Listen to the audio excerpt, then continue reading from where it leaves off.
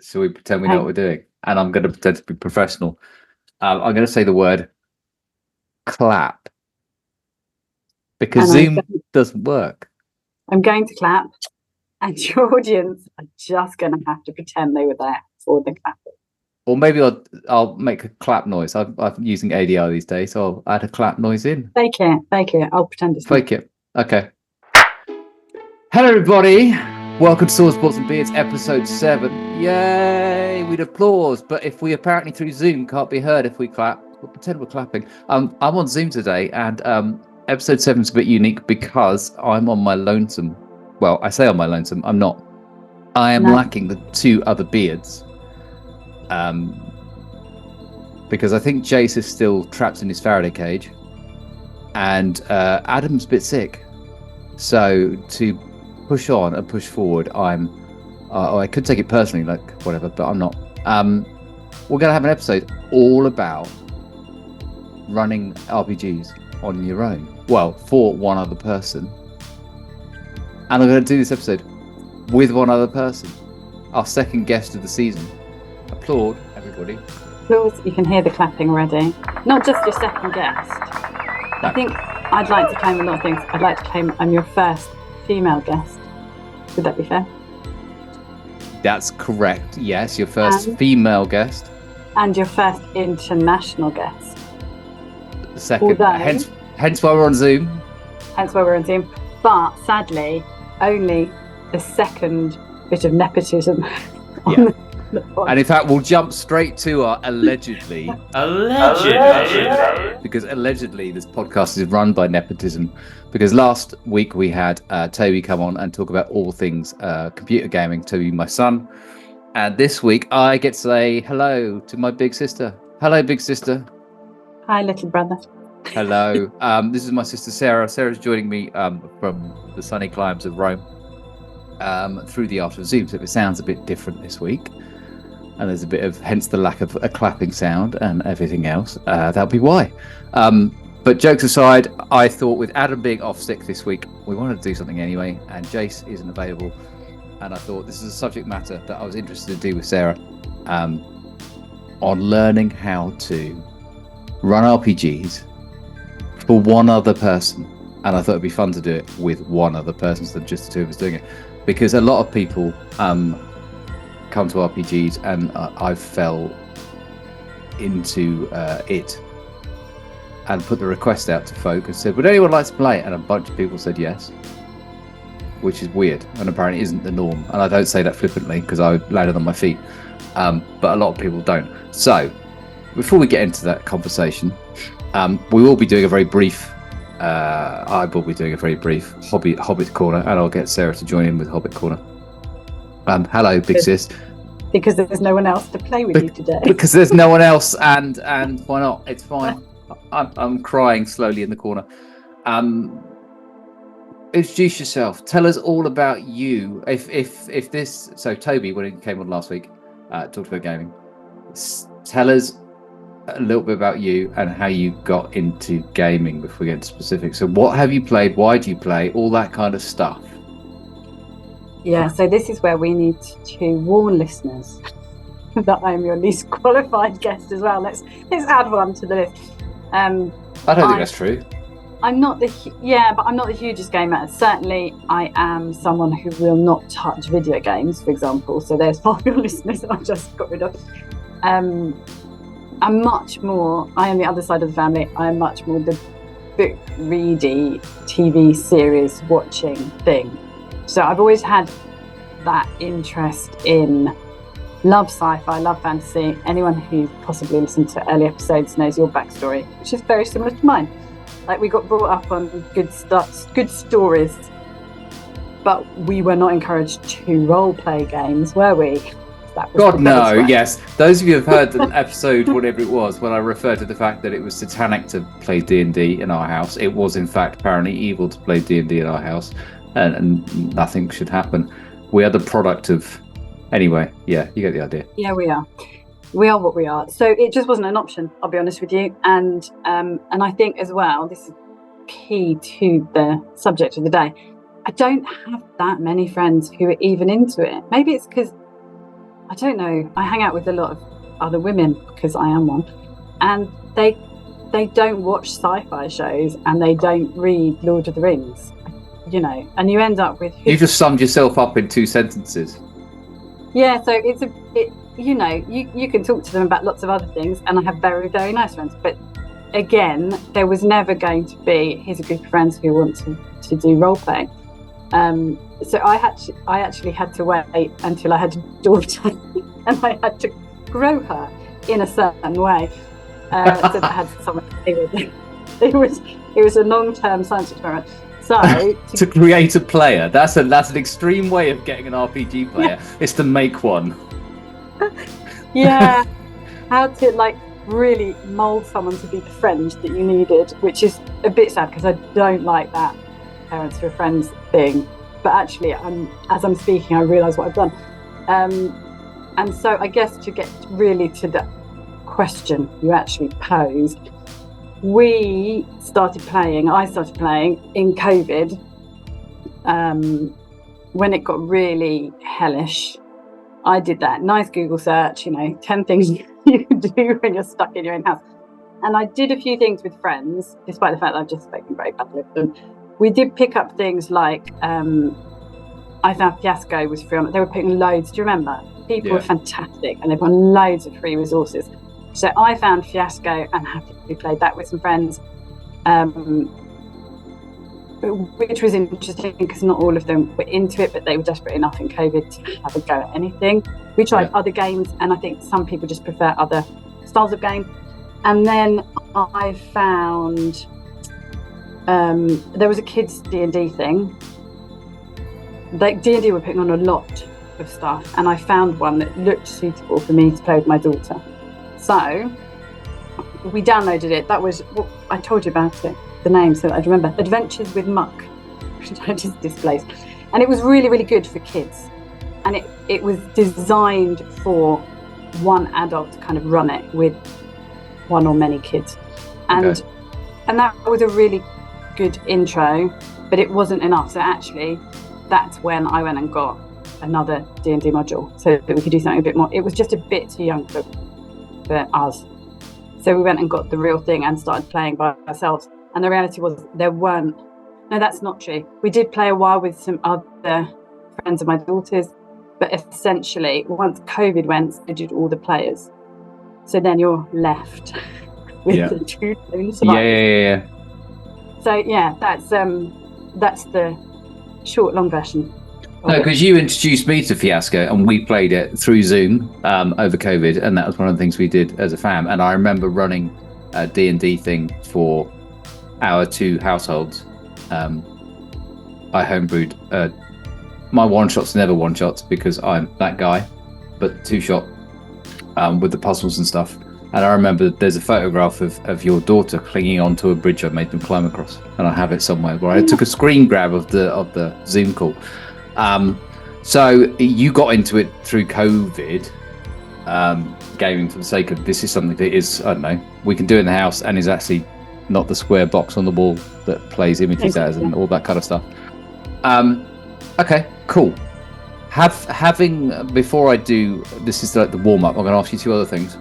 My first question, before we get into subject matter and blah, blah, blah, is, and I've asked this to other guests and other things, what is it about? Because I was surprised when you suggested Fiasco. So going back as far as Fiasco, for those people who don't know, it's the one we ran. It's a crime caper, but it's done very much cinematically. So there are scenes. You don't have to run like D&D where you travel across towns and you travel across the village or you travel across the world. It's cut between scenes. So okay, we'll go and see this person, and you cut to that scene where you're already with the person. Blah blah blah. And we were playing 1940s episode. I might be making that up. There was a disco. I've seen some played online, you see, and there was a 1970s disco one, like that vibe, where it was a club. And it reminds me, having played it since, of You Awaken in a Strange Place, which is a game that my friend Ollie introduced us to, and it's very, you just make it up on the spot. The chaos ensues. But what was it about RPGs that you went, yes, please? Because you could have found other stuff to entertain you that wasn't the TV. So why do you play them? Because I wouldn't have expected you as my sister to play them. I wouldn't think you'd be interested in the slightest. Whatever version of the game you play, whatever style you play. Now, this is where it all descends into family therapy. Yeah, I don't know. I think there's something.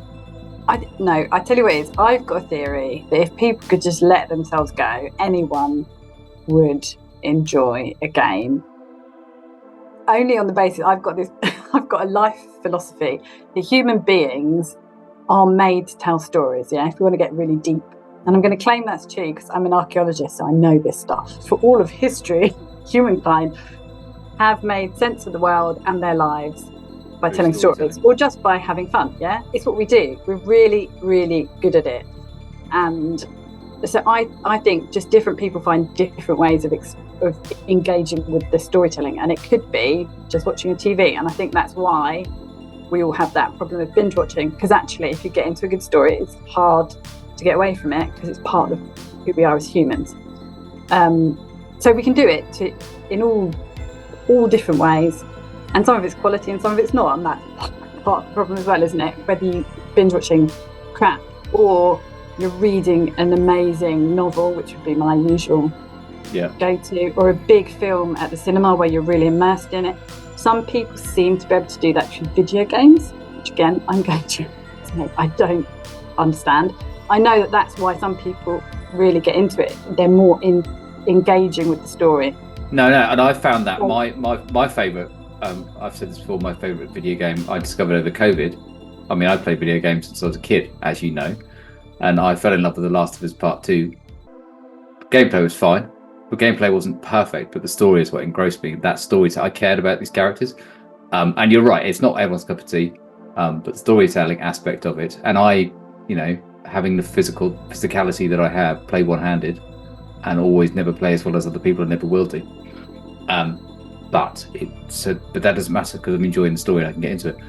But whether it's books, you're right, or binging TV, because you can read one more chapter, and Netflix now does one more episode, and it just plays it for you because the culture is they want you to. But whether it's a book or a chapter of a book, one more before I go to sleep, or whatever it is, you're right, people want the story, don't they? It's all about the story, yeah. And I think, I know certainly from a gaming perspective, although I've never sort of done a lot of this sort of RPG and stuff, I have a kind of hidden secret passion for the little murder mystery things. And again, you can get groups of people around and role play that. I just don't have friends who want to dress up and kill people, which is a shame, really, because I think that's a missed opportunity. But, there's a difference between doing like a puzzle, like a crossword, which can engage your brain, but when it's wrapped up in something like a detective story, even if you're playing it by yourself, it's the story that you want to know who done it because it's part of the story. I think there's something about even puzzles wrapped in a story are much more interesting. Next time you're in the UK, I'm going to run a murder mystery dinner. And we're going to do it, and it's going to be, I've only done it once, and I was the murderer, and I didn't know I was the murderer until the reveal, because I was that rubbish at it. I've just never had the friends. I even have had, sets in my house, and just no friends to play it with. Can you believe that? That's sad. So, hence this episode, which I think really... How to play when you're lonely. You are talking to yourself. You just have no, my friends are great. I just don't think they're just not into it. The stars haven't ever aligned. That's the reality. So yeah, when I've listened to your other episodes talking with your friends and you're like happily playing together, it does feel like that's actually quite special. Well, it's odd because the first game I played, and I've mentioned this in the previous episode, it was a D&D game. First game of D&D I played, because I played Fiasco before D&D, I believe. First D&D game I played was 13 players, including the DM around the table, which is far too big. We were all naive and ignorant, and I think 6 of those 13 hated the experience and would never do it again. And they're lovely friends, but it's not like they like board games. They like quiz nights, but they're not into role playing. So you're right. If you don't, lovely people, just it's not their flavour. So, and that's when I realised I'd landed on my feet when I put the call out, and a bunch of people went yes. And then you try and play, and it works, and people come back and they say, "Can we do more?" And then you go, "Okay, we're in." So it's one of those things. So Okay, I like that. So the storytelling aspects and the murder mystery aspect, or the puzzle solving aspect of that.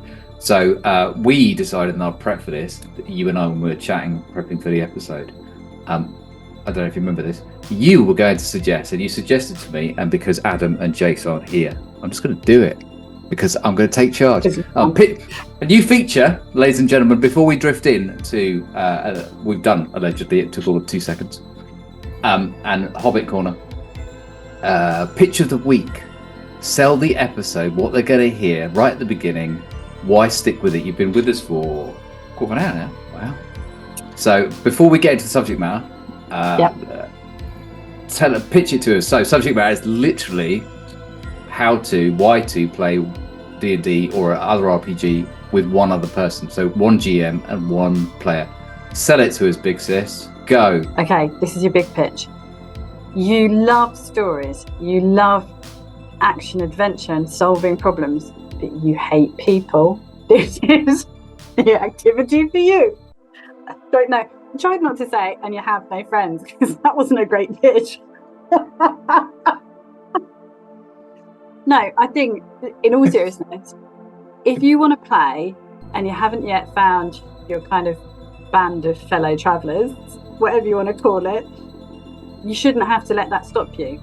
I wouldn't even suggest that this is an either or. I'm not going to claim it's better, or in some ways it can be better, but I don't think it's a question of one version is better than the other.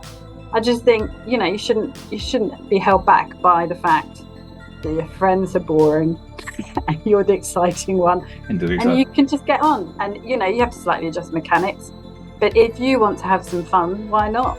That's my big pitch. Love it. So we'll delve into that a bit later. So if you've tried to, the whole point of this episode is if you tried and interested and ever had the idea of, I'd like to give it a go, but I don't know anybody who is interested, or the idea of roleplay is not for you. My idea of roleplay before D&D was the awful Office. Let's pretend I remember my last Office roleplay I did. I had to pretend to be a child who'd been naughty and had to apologise to the caretaker for graffitiing on the walls. And it's like, what bollocks is this? And I hated it. And if that's your idea of roleplay, then absolutely, you're going to be put off. But if you've ever thought of it, but you've got no friends to play with, give it a go. And we'll talk through how it's possible and what the good things are and how to tweak it, make it work for you, and how that can expand in principle to, if you do find other people, and the difference, because actually you and I play together as a group, in a group, while you were playing the one-to-one stuff with your daughter. So, yes. Before we get into that, though, some fun. Hobbit Corner. This is where I play every week now, because still no one stopped me. Leonard Nimoy will be humming in the background, talking about there's a little Hobbit in the Shire, and it will just play for about 10 seconds and fade out. Hobbit Corner, Hobby Corner. We always update everyone on what we're doing, so it feels like there's a flow to the week. So week by week, it's like, I've done this, and I think it's motivation for us to actually do it. As much as people listening go, I don't care what you're painting, I don't care what you're reading. But it's fun for us, and it feels 30 seconds. So I'm Adam and Jayce on here, so it's a really, really quick Hobbit Corner this week. Tell us, big sister, what hobbits are you into this week? And don't literally name a hobbit. What have you been up to that's fun and creative this week? And tell me something. Okay. Put you on the spot. She says quickly, I can't just mention I've read another book. No, do you know what we do? I'm gonna take full credit for having a daughter now. My daughter makes a lot of dragons out of paper, which may not sound exciting to lots of people, but it really makes her happy. And occasionally she rolls me into that. And so we are making new dragons because she's on summer holiday, which is, she has got like 3,000 followers on TikTok for her paper dragon videos. So whereas I used to think, why does she do this so much? I can actually see she's got a little community out there that I don't understand. But the fun of making dragons out of paper, if anyone else is bored, this is another episode we can how to make a paper dragon. Paper dragon community. So yeah, I raised you one paper dragon. You can now try and match. Okay. My Hobbit Corner. Last Hobbit Corner, I've done some painting. I've done some shopping. So for those of you who care, and this is where Sarah will switch off because she's not into Warhammer. This you can yawn now. You're officially allowed to yawn. But I went shopping, so a new army, and I've gone and bought some new models, which I need to both. I've done some building. But more importantly, coincidentally linked to you is in the last podcast, I said I was going to do some writing, and Adam challenged me and said, is it going to be something we can read?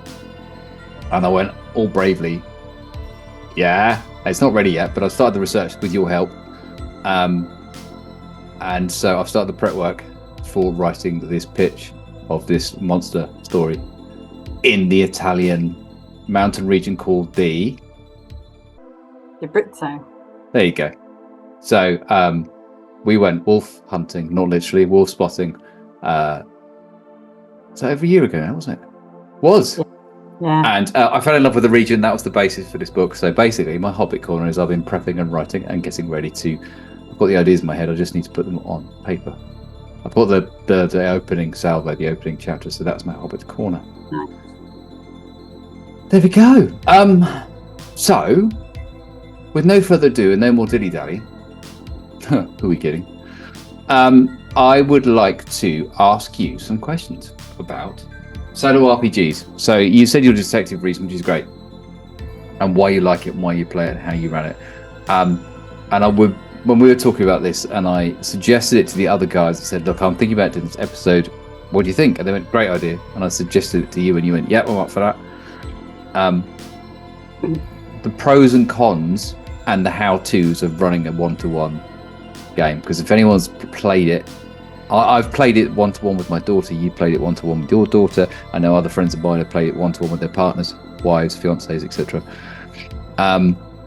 So I was going to talk with you through the pros and cons, because there will be swings and roundabouts to it, pros and cons to it, but also how you can adapt it to make it, what your top tips, having played both, having played in one and DM'd another, what you see, so that people can take ideas away, almost a practical how-to guide, so people can listen to this and then go, I'll give that a try. So you did a lot more than me playing one-to-one. So we have both thoughts of pros and cons. Go with what you think. What's good about playing one-to-one?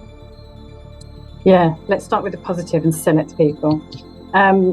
Well, we've already mentioned the fact that you don't need to wait for friends, and I do think that is something loads of people have blocked. I've heard of D&D, or I've heard another game, I'd actually really like to give it a try, but there's always a reason why you don't do it. So I think my number one would be, you don't have to wait for them. Just get on. Don't let people hold you back. If you're interested in something, life is short, and a lot of it's quite dull, so time to play.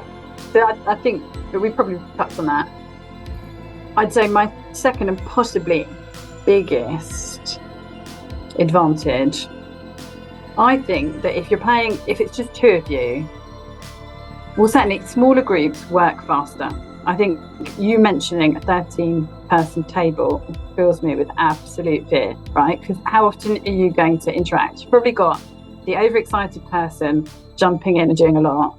And if you're waiting in turn, initiative is rolled, you might, go out down the corner shop and get some snacks and come back and it's still not your turn. Oh, you jest, but yeah. Yeah. So I think we know that a smaller group can be more agile. Certainly when you've got to two people, the amount of interaction time that you get and the pace with which you can go, because you're not waiting for everyone to take a turn all the time. I think that is actually something that's really nice about it. You can crack on through an adventure really quickly. And, in an hour, you've done an adventure that you would probably have taken 3-4 hours to do in a bigger group. So I think that it's a real advantage or perhaps there might be somebody listening who's done the kind of bigger group and it was fine, but it was just a bit dull. It could be that you take the elements you did like, you just get a small group, by two, speed on through. So yeah, I think that's a huge advantage. But now I'm going to do the opposite. Because there's only two of you, if you want to slow it down, and that episode where you want to go shopping tediously or whatever it is. You're not a fan of the shopping episodes then? I'm not a fan of the shopping episode, but let's say you are a fan of the shopping episodes, and what you want to do is do that. You're not waiting, you're not trying to do that with a group of people looking at you who are, yawning and wanting to push on. So it's entirely up to you. It's a much easier, I think, relationship because you're negotiating with just one other person. So the pace, you set the pace and potentially get a lot more of what you want out of the game. So that would be, I think, my big sell. Yeah, and I think you're right with that. I mean, we all knew when we ran that game for 13 people, whatever it was, we did have those that were uncomfortable with the role playing. We did have those. We had 4 kids, my 2 and 2 others, who were children at the time. Now they're not, but they were very young at the time, doing their own thing, getting distracted, not quite playing. There was the people who needed to understand the rules for their own well-being. One, their heads were processing it. It did ground, and then the GM was very new to it. I'd never literally played before in my life, so it's like, what am I doing? So it ground to our. It was good fun. It was good fun, but it was really hard to corral, like herding cats. And then I remember saying, again, you might do it once, but you might not go back to that. And I'd never, no, I mean, the maximum I would do a table now, well, the table I currently play on a Monday night with Jayce and Adam, we're 3 out of the 6 of us. And that's 5 and a GM. I've done 8, including me as the GM. 7 was fine. 8 was snug. 7 was fine. Was it 7? Yeah, I think it was fine. I mean, we played that campaign for 2 years and no one quit, apart from the 8th player. Yeah, but I'm guessing as well that that works with 7 good players or 7 players who gel well together. Yeah, and that's the other thing. If you don't gel well, or you've got different play styles or different reasons for playing, you can have the metagamers, and this is another thing, that you could, almost with the one-to-one work, if you need to find, and we'll come into the tips later, but we'll touch on it now, you're going to need to find the person that plays like you do, or is interested in the style of play, because there'll be metagamers out there who really like to not rig the stats, but sometimes literally rig the stats and make an invincible character. But that doesn't interest me as a player or a GM. Around however big a table it is, having someone who's Superman and could do everything, I like a dump stat. I've just built a wizard character because we're going to start playing the next edition 1D&D next week, and I've just built a wizard, and he is rubbish at charisma, and he's going to really irritate everyone. But I had a dump stat, but I love the fact he's not perfect, because if it was a smarmy charmy guy, or maybe I'll play him smarmy charmy who thinks he's being charming but actually just coming across like a right sleaze. Yeah. Well, I know I'm not going to play it like that at all. I'm going to play it as a wizened old grumpy old fart who doesn't give a shit what people think anymore. That's the vibe of him going. So the dump stat was my lowest roll, and I like failure because it's relatable. You're not perfect, no one's perfect, but we're going on a tangent because I'm here. So pros and cons. So absolutely, it is quicker, and you do get, with a 2-player game, a GM you do get 50% of the time. You literally are getting, okay, what does your character want? I'd like to do this. Admittedly, the GM has all the NPCs to deal with, so you might have a crowd of 10 people and they're all doing their thing. But you do get a lot of story done. So random sidebar question, but related, when you've run battles in these games with you and daughter, how long does the battles last? Literally in time. So we talk, because a battle in D&D, you can watch an episode of Critical Role, which can be a standard 4 hours, just using that show as an example. If the show timer says 5 hours before I press play, I know they've got a battle in there, because it'll take an hour for them just to roll the dice. Yeah, but that's a bit of a difficult question to answer without me explaining a bit how we ended up doing it. Okay. Because to begin with, I thought that I would be running the game and she would be kind of lead character, and there'd be other characters popping up, but basically NPCs are not much else. And she didn't like that, so negotiations ensued. And I also had a character, so I wasn't just running the game, I was also a full character with full character sheet. And talking it through, we quickly realised we actually didn't. We wanted to fill it out a bit.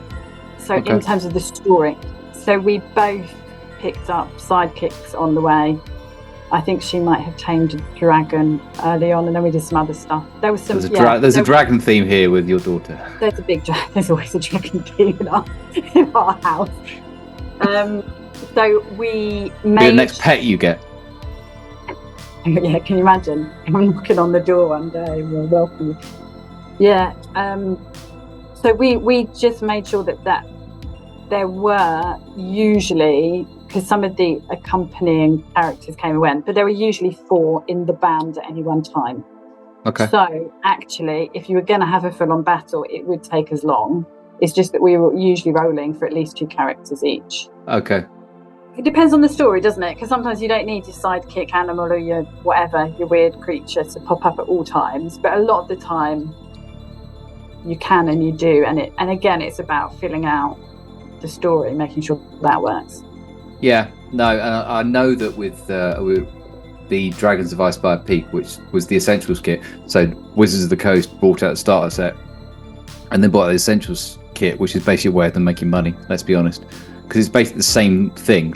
Because I bought both and it's identical, apart from a different story in the middle. And then with the Essentials kit, Dragons of Icespire Peak was the module, and it was meant, they specifically said, and it's the first time I read it, on paper, saying this could be played with 2 players, and if you read through the instructions, they do give you NPCs, so you're meant to run, you as the GM, I started running it with my daughter, you're meant to run it, so you do have an NPC. So what you did was your version of that, where you have an NPC. You may have fleshed it out more, because I don't think it's as detailed in, they don't get roles, they don't get massive stats, but you do get the character that always tags along. So they're not just talking to themselves when they're sat at a campfire. They've got someone a regular that they can talk to. So, okay, that's cool. So you can get a lot done with 2 people. You can speed it up. You can slow it down as you want. You can have your shopping episodes, your whatever episodes, or you're sprinting across a desert because you just want to get across and get it. What are some of the cons you found? So here's, having played D&D in a group, what are your cons to only playing with one other person?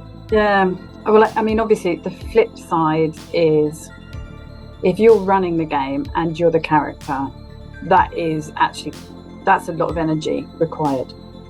So yep. On that night when you don't want to play, it doesn't matter, you've got to bring your best game, because it's pretty much dependent on the 2 people really being in it. So in a group, there have been games, and I still do this, there'll be moments when I just say, no, there's time in the evening where you probably see me on screen, and I start just, I'm disappearing because I can't keep up the energy one day. You can't do that if there's 2 of you. Well, you could, but then you call it short. So again, the fact that there's only 2 of you, you can agree, okay, this is a good point to pause, and you've got the flexibility. But yeah, if you're tired, it's not a game night, because it really is. You need to bring your A game, because you are.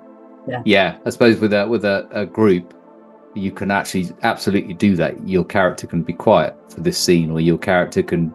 You as a player can give yourself. You jokes aside, when the battle is going on, and you've just had your go, and in real time, you've got 10 minutes to get back to your go.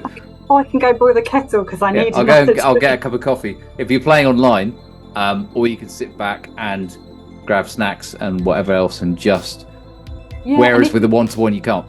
Exactly, and if you don't have inspiration that evening, sometimes you enter a scene and you just don't have inspiration for that particular scene. There's nothing wrong with the game, but somebody else might say, "I want to do this," and you can your character tags along, and you wait for something to inspire you. If there's 2 of you, it's your inspiration or the game's really dull. Or it stops. Yeah. So that, I think, you do have to be aware of that. And I think the other thing with that would be interesting is if you come to a loggerheads with the other player, if it's literally you and a other player, you are kind of get stuck because you haven't got someone else to literally round the table as another player, let alone character, to intervene or balance out, or to come up with a third idea. If you've got, I want my idea, but I want my idea. There's no middle ground. Which an extra player can do. So if it's, and it's a whole other episode, but if you're playing with children, and I'm not talking teenagers, I'm talking children, and they want their way, because this is the best idea they've ever had, and actually that's lovely, but you're one of 4 players and one of 4 adventurers, and you're going to kill everyone if you do that.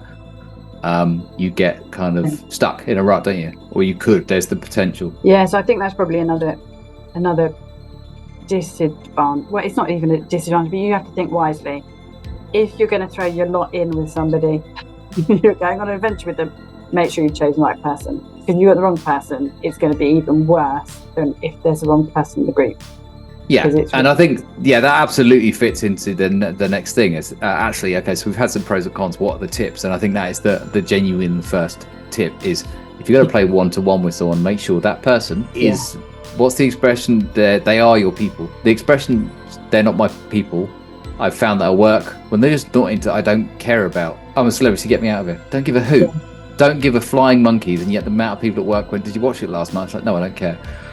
And equally, if I said, did you play D&D last night? They probably do the same. So you've got to be, and not just into the same thing, but also the same type of player, because otherwise, if you're going to have a metagamer versus somebody who likes their dump stat, you get a clash all the time. Yeah, so probably, if you're looking for practical tips, I think you are probably trying to go for one shot with the person. You know, it's like your first date. And are you compatible before you commit? Speed dating. The D&D equivalent of speed dating, have a one shot. Yeah. So I think that is probably really vital. Do something very quick. See if they like it. Even when it's, these days you can get pre-filled forms. Don't spend too much time getting characters together, because, it's already a big investment. Do something quick and nasty and see if you get on all right. And and if not, have a back door to get out. No, it's even worth actually saying, I know friends of mine I will refuse to play board games with because they become an absolute, insert expletive here.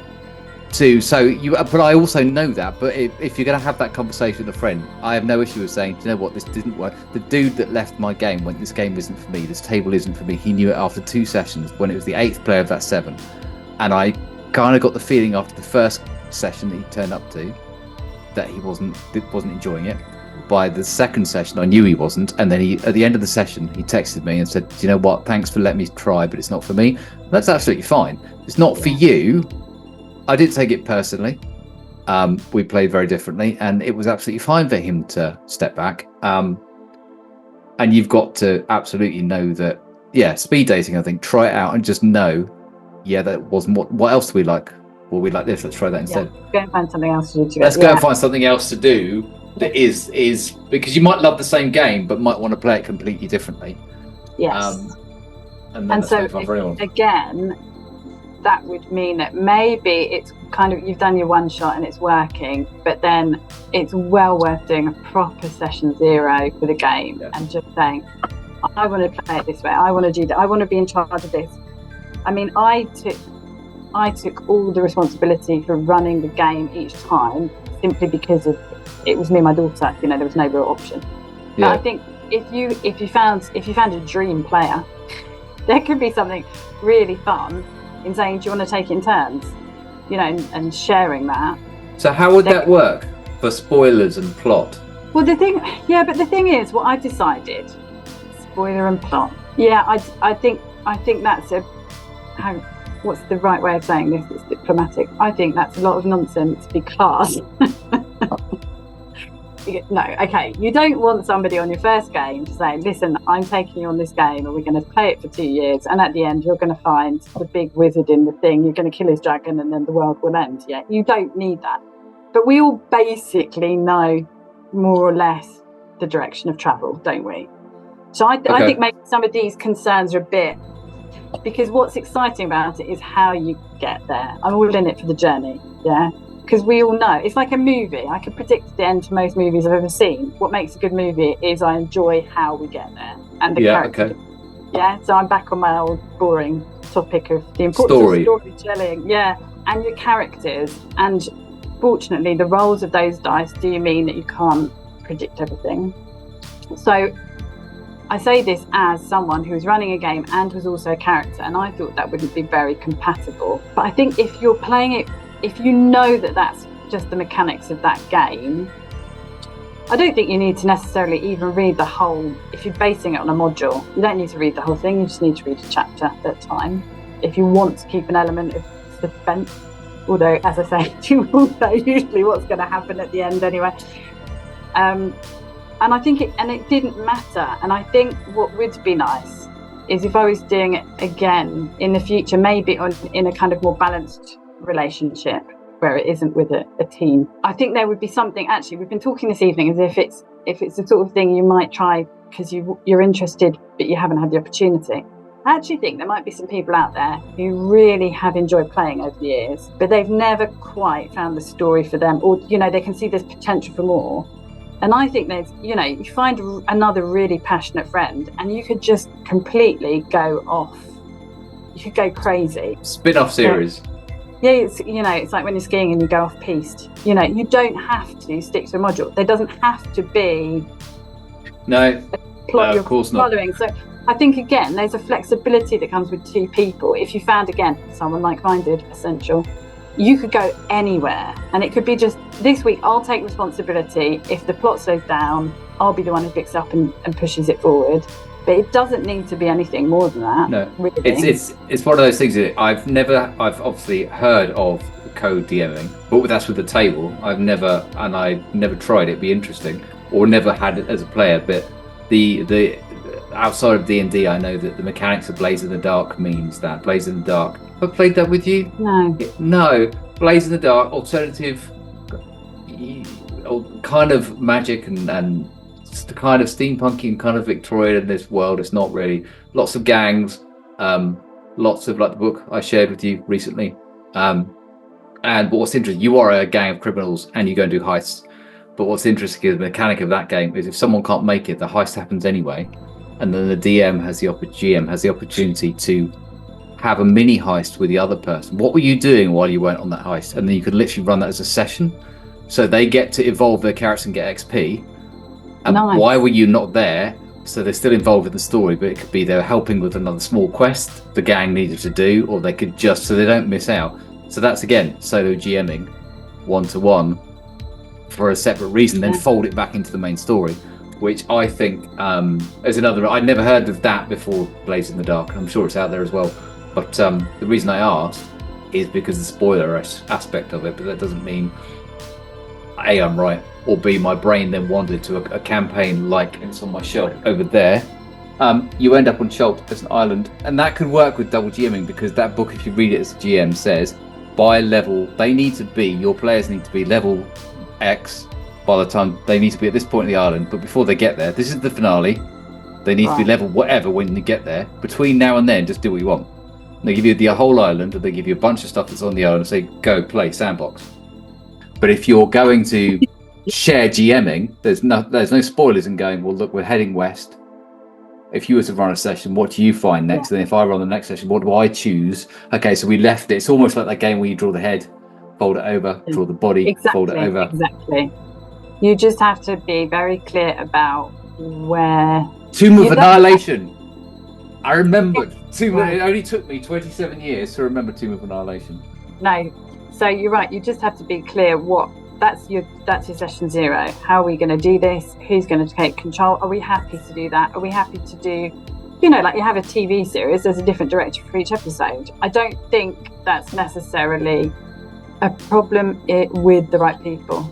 Yeah, which I would, I'm thinking now though, I think that for the right person, it really is huge advantages to just having that freedom to take the story where you want it to go. So that is, we need to redo the pitch now. It can be for beginners, or it can be for the true pros who really just want to go off on their own journey without much structure. Don't want to wait for the next week, and they want to go and adventure somewhere. Yeah. I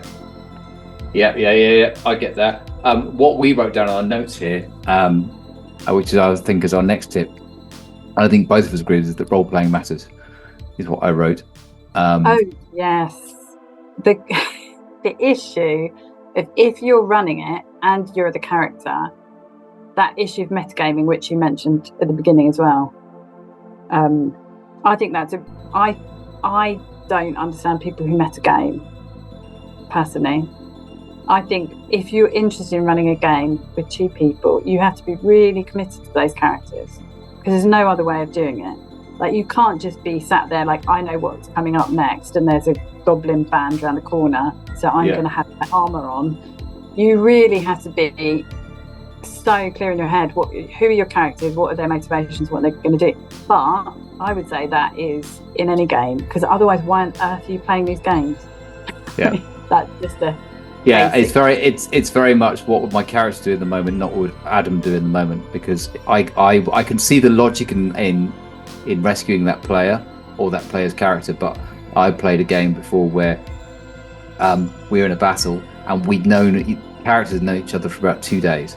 I didn't give a shit about these characters yet. I'd had no emotional investment. I don't care. I want the gold for myself. Whatever the reason is, we're doing this thing. So, okay, they're about to be shot. Do I care? No. And actually, it evolved that my opening with this character with 2 other player characters, so I got to know them better than the rest of the group. So when it came to those 2 being in trouble, I started helping them first. I didn't give a hoot about. So it's all about what the character would think, because if the character doesn't, I know that logically it might help the guy over there, but I don't care about the guy over there. Okay. And actually, at one point, I got what I wanted, and I just left. I left the battlefield. I snuck out a door while they were distracted and disappeared. Because, but you're right. If you can do character first, without shafting your daughter, if it is a game, there is the balance of not being a complete dick within roleplay. But that's with any game as well. You'd have to do that with any game, not being a complete dick, and that's where the boundaries come in, and that's where the session 0 matters, and what we're doing, what we're not doing, and also they wouldn't. If you're going to be, I think anyone would say, you wouldn't be, someone wouldn't be my friend if they're a dick. Everyone would say that about their friends. Life lesson there: don't be a dick and don't be a friends dick. Yeah. So if you're going to be a dick, you wouldn't be playing this game with me because you wouldn't be my mate if you were a dick. So that will probably cover everybody, but yeah. Right, so we've written here, right person, session 0, yeah. And actually, session 0 is really important. Expectations from the beginning, because it particularly if you play at a different table, knowing what one-to-one will look like over a group table, knowing what that will say, how the vibe works, having this kind of conversation over a pint or over a coffee and say, it will be different, but that's okay, or it'll be, and I've written here, sorry, go on. The opposite as well is maybe you haven't ever sat around that table and you don't know how different it will be, but maybe that is, again, you're someone who's interested in this, but you've been too embarrassed to join a group, because lots of people have that hang up if I can't do a silly voice and pretend to be someone else in front of others. That one-on-one, as long as you've got your buddy with you, it's a really safe space to experiment. And maybe, the first time you're doing it, you don't do a voice and maybe you don't even dialogue. Maybe you are just one of those people who just narrates. Yeah, and that's fine, because there's only one person and you just find your comfort level. You work out what works, and maybe you realise that your just narration is not that much fun, and you slightly adjust over time so that you are then ready to go and meet a bigger group, because you feel like you've got a sense of things and you're not lost. So I think that's maybe another. We come back to the advantages. I just want everyone to know it's a real advantage to have no friends. No, but it's right, because actually you can have people. I've had players who do talk in a third person about their character. I always, when I play, I'm going to do this, I'm going to do that. But I know other people would be like, Corax is going to do this, Corax is going to do that, or whatever the name of the, and that's fine. But actually having that safe space to try it out, and not feel obliged. No one has to do a silly voice. Well, no one has to do any of that stuff. It's just like and actually I've had a table where some people voice, some people don't. Some people stay in voice, regardless of whether they're making, I'm going to go make a cup of coffee, but they'll use that voice to talk about the real, only because then they're not breaking it in their head and they can stay in that person, almost method acting. But it just helps them and they stay in that voice until we call it for the night, and then they switch back to themselves. But actually it's a really nice, and a whole another episode, I know that other players have tried out the opposite gender and they've been pondering their own literal in real life. So they've tried out being a girl. No, okay, that we do need another episode. I'm going to come back for a special episode where I tell you how therapeutic it is for me to play Corax in our game. Right. Nobody listening will know anything about. But what you need to know, everyone, is that in real life, I've realised midlife crisis, I'm much too nice to people, and sometimes Horak is a dick, to be At fair. work and at home, sometimes that gets taken advantage of, I realise in my 40s. Yeah, having a character who doesn't give a shit is the most therapeutic thing I could do. And it really makes you ponder. I mean, not that I want to be a complete dick, we've just covered that topic, but to know that sometimes you can just do what the hell you want and it doesn't matter. It is there. I mean, I can imagine other people in different characters, like it just you're enacting something, you're trying on facades, potentially. It doesn't have to be that heavy. Again, I'm aware that there might be something missing going, these people are mad, they're playing games by themselves and they're having midlife crisis. But yeah, I think there is a lot to be said in the role of storytelling. It really does. It makes you think about yourself. It helps you make sense of a lot of stuff. Yeah. No, definitely. The bottom of my notes here is about another topic, which we'll come back to, is about kids. Because we both said when we were prepping this, that's another topic for another day. So we are getting to the end of the episode. So because of time, but this has been really interesting. So can you sum up? We've talked about the good things and the bad things. Yeah. And we are going to end up repeating ourselves, but that's fine because the conclusion. So the tips, we've said. Shorter sessions, and that actually, if you happen to do it with someone you live with, so you could finish dinner and go, should we put the telly on or should we play D&D? And you could choose. But if it's one-to-one, you can choose to have shorter sessions or longer sessions depending on what people's availability, but it's only 2 diaries to coordinate, which is helpful. But yeah, I think the tips would be our tips as a family suggestion, as a brother and sister, would be tips are give it a go if you really have no one else and you can find one other friend, because my other hesitation or my question during our prep was, is that not just like doing choose your own adventure or a solo RPG? Aren't they a bit meh? And you went, no, they're lovely, they're great, because I don't need people for that. But jokes aside, you don't need people. And it's not an either or. I don't know if we've said that. I don't think I'm suggesting that you only do like really small groups obsessively, because having a nice vibe with a bigger group is super fun as well. But it's just like, don't let that hold you back, and maybe try different things, because if you've been playing in a big group for ages, liven it up, do something different. Yeah, and the other thing I've only just thought of, and very brief thing, is if you're trying with one other person, and if you're playing it in that style, in terms of the GM either just being the voice of God, etc. Don't just stick with D&D. You can try out little games. You do one-shots of all these different games. Yeah. Try out the mechanics. See which mechanics work for you. See which you like. And if you hate it, you never have to play it again. You have to invest heavily, because you can get a lot of the rule sets online for free. Give them a try. Go, I really like that one. That wasn't for me, so I'm not going to touch that. I like this TV show that made an RPG of it. I love to spend time in that universe. Be creative. So look for the right person. The right person's vital. Don't be a dick is vital in life. That's not just, it should be a motto. Across the board. And set expectations. But otherwise, it gives people a chance to try it out. Give it a go, people, would be our suggestion. If you haven't got a group, or even if you want to play and the group is on Wednesday next week and you're desperate to try something this week because you've got the itch to play, don't wait for the group. If you've got a friend, do give it a go. It isn't just as hard as it sounds. If you've got the buy-in from both people and they're up for it and no one feels silly, do give it a go, because actually you're right, it can be really flexible and really good fun. A lot of energy, a lot of fun. Hooray! I don't know why I did that, but okay. Because we survived. We survived each other's company for an hour. Podcast together. For the art of the internet. And we didn't say anything stupid, too stupid. No one can see me. No one can see me stare at my bookshelf because it's only an audio-only podcast. So yeah, there were no ridiculous fart jokes or toilet jokes. We did really well, mature. Because we moved out a while ago, and Mum and Dad always appreciated them. Thank you, big sister, for coming on and talking about your experiences of solo RPGing. Genuinely, it's a subject matter that I thought would be interesting for folk. The amount of folk when I started playing D&D and started just splashing games online and splashing things on Facebook and Instagram, people who I haven't spoken to in years found me and went, I'm really interested, but I don't know who to play with. And it's like, oh, okay, so hopefully there'll be other people hopefully there'll be a bunch of people who've got folk to play with, but if you haven't, don't let it put you off.